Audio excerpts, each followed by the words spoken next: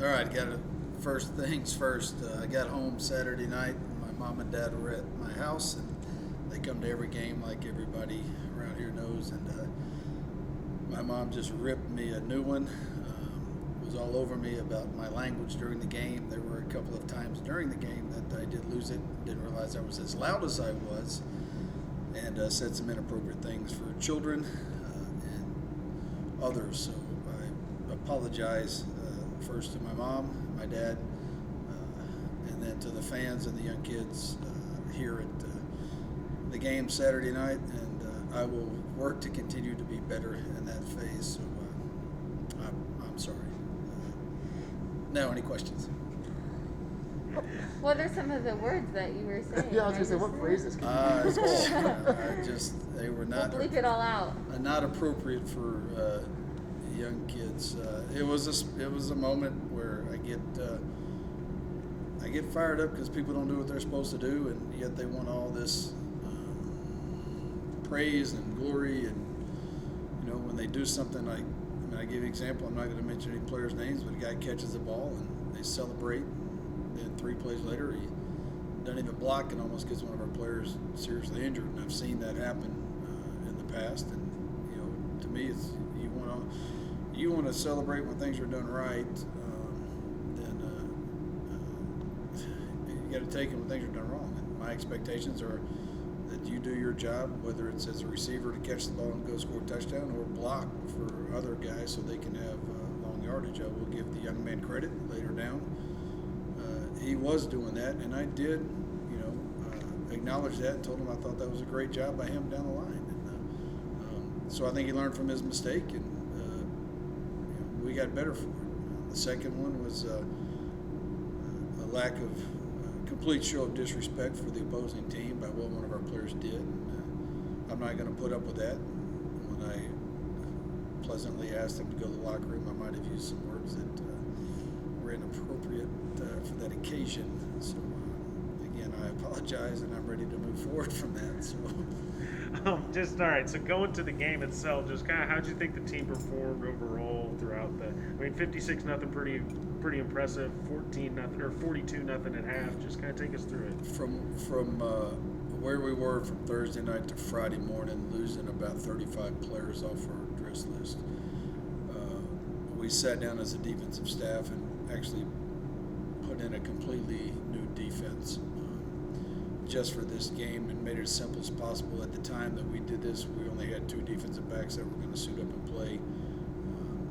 So we had to adjust. We practiced some receivers and some running backs at defensive back on Friday. We actually did a small practice Friday, which we don't normally do, just so they could get some experience there.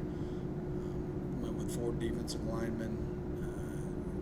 Came up with an idea of how we could, try to stop the run.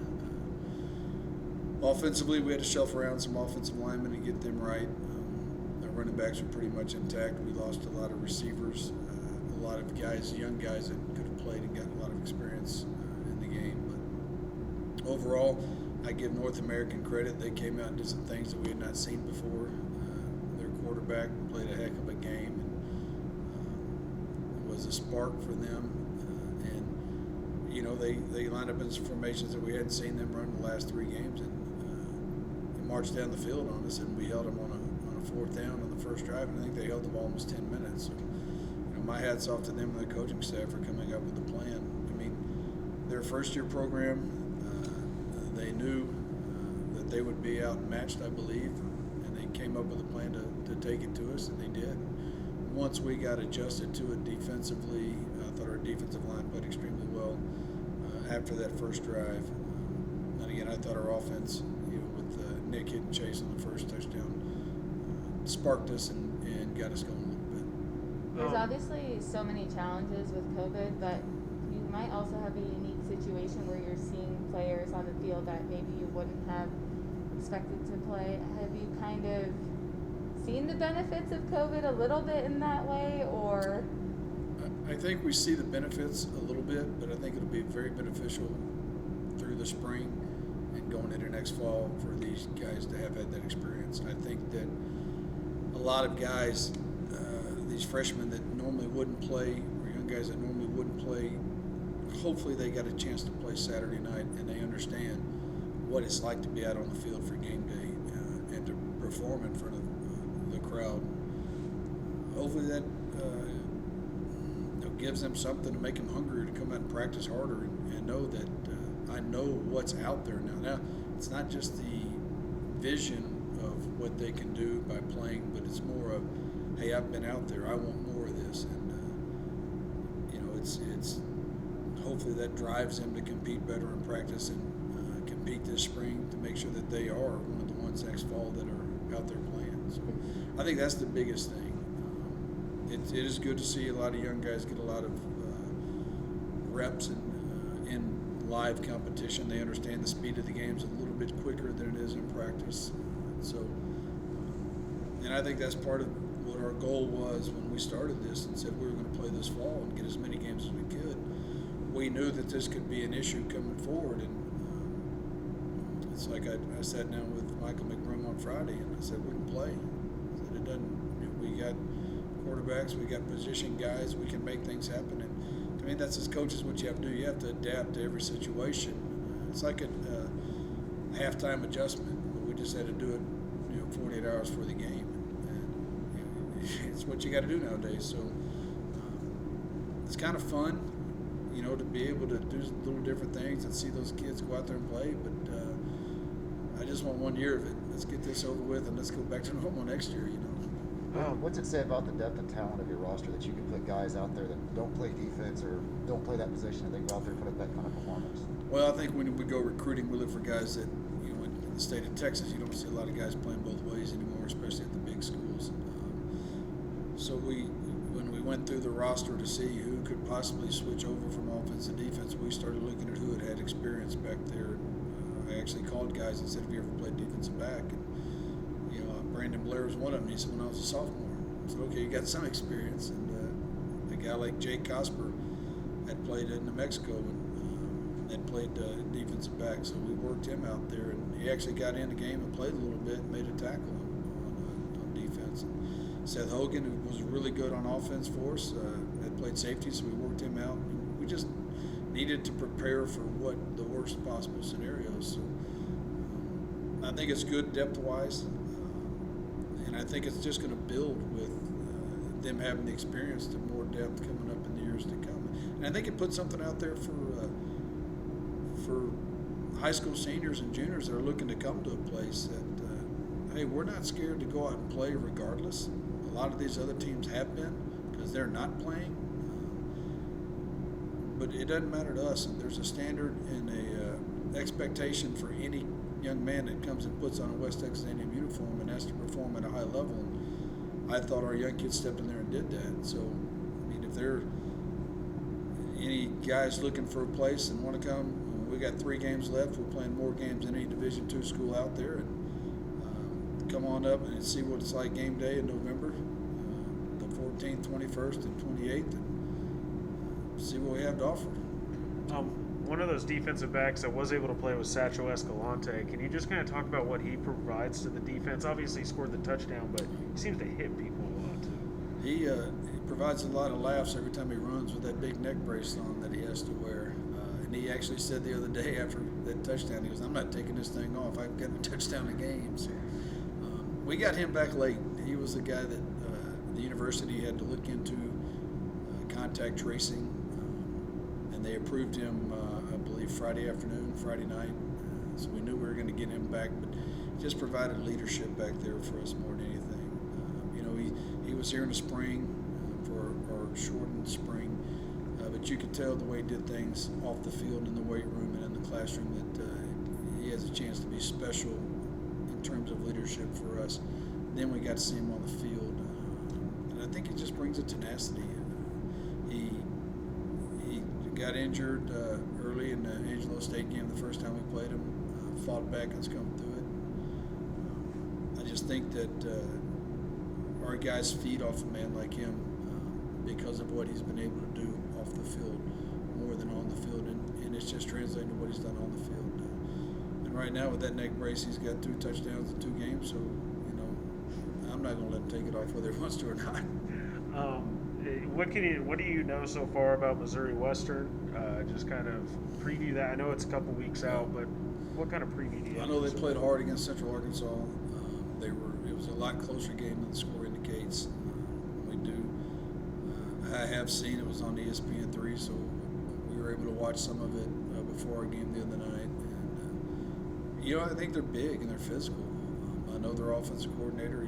We coached together at Pueblo, and I know what he runs a pistol offense, and he's got a lot of deceptive plays, where not trick plays, but plays where it looks like it's going one way, and that pistol, because that back's so far back, can make cut backside at any time. So he's good. They're good. They're well coached, and they play in a tough league. And I thought they did a great job against Central Arkansas. And, they had a couple of turnovers that I saw that led to touchdowns by the Central Arkansas defense. And, we're going to have our hands full with them just right now. And they're playing this week, so we'll get another look at get the film on them. We get another look at them against Pitt State this week. Talk about watching Sergio Castillo kick for the Jets, because he helped you out earlier in the fall.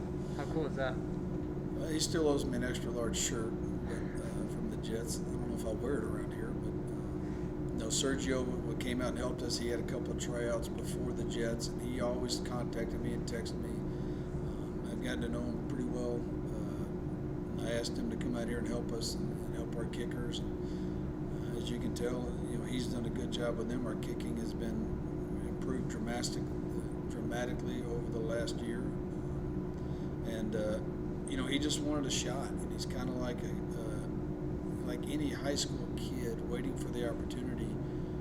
And he had a couple opportunities that didn't work out, and now this one has. And sometimes the door's got to be open for you, but then once that door's open, you have to go and smash through it and make sure you stay in that room. And he's done that.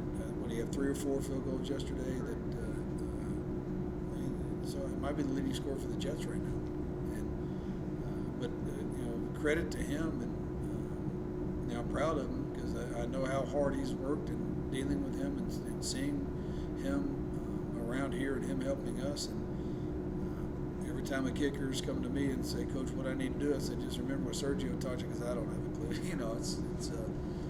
But it's good to see West Texas player out there having success in the NFL again. Knowing that Missouri Western is more talented than North American, the team you guys just faced, if you guys have the open week, do you expect to get some of those COVID guys back within the next 2 weeks? We are hoping to. That's kind of part of the whole protocol with this thing, is how many days they have to wait. So a COVID positive has 10 days of isolation or quarantine, and then a 5-day return to play. So we had some guys for the Angelo State game that had tested positive or were quarantined. We'll get those guys back at the end of this week.